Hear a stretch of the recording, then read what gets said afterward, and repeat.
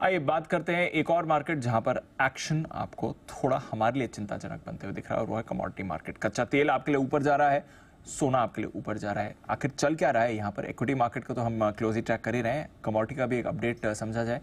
नेहा बताइए, और कितना ऊपर जा सकता है? क्या कुछ चिंता है इस प्राइस राइज की वजह से? बिल्कुल ऊपर जाएगा, और खासतौर से ब्रेंट और बुलियन, ये आप कह सकते हैं कि दोनों जो कमोडिटीज हैं या जो कमोडिटी कॉम्प्लेक्स है, ये बहुत तेजी से ऊपर जाता हुआ दिखाई दे रहा है।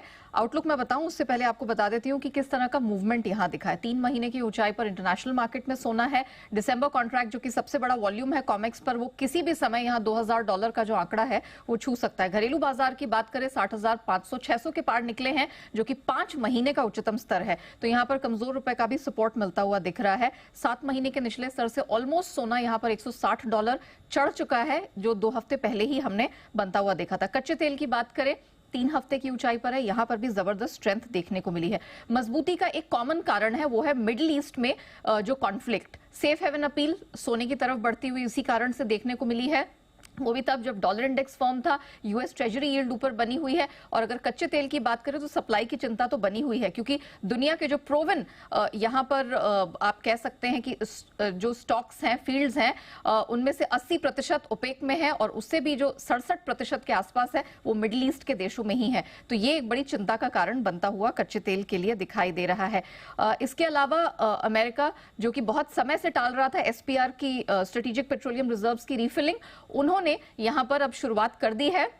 वो ऑफर्स फ्लोट कर चुके हैं, और दिसंबर जनवरी में 60 लाख बैरल तक की खेप है वो मंगाएंगे। आगे और भी खरीदारी की यहां योजना है, तो इसका भी इंपैक्ट दिखा है। और सऊदी अरब, कतर, ईरान ने हाल ही में नवंबर के लिए एशियन खरीदारों के लिए अपनी ओएसपीज बढ़ाई हैं, और अच्छी खासी बढ़ाई हैं। तो ये सारे फैक्टर्स हैं जो सोने को तो पुश दे ही रहे हैं, कच्चे तेल में और ज्यादा पुश दिखाई दे रहा है। अब आपने सवाल किया कि क्या तेजी जारी रहेगी? हाँ, कॉमर्स बैंक अगले साल सोने में नया रिकॉर्ड स्तर देख रहे हैं, $2100 की बात कर रहे हैं। जेपी मॉर्गन यहां पर $2175 की बात कर रहे हैं। कच्चे तेल की बात की जाए तो $90 में ये साल का औसत का अंत होता हुआ दिखाई दे रहा है। एचडीएफसी सिक्योरिटीज 2 हफ्ते में सोने में $2000 देख रहे हैं। निर्मल बंग और मोतीलाल ओसवाल भी यही मानते हैं, और 2 से 4 हफ्ते के टाइम फ्रेम में ये सारे ब्रोकरेज फर्म्स मानते हैं कि $96 से $100 के लेवल के लिए आप तैयार हो जाइए।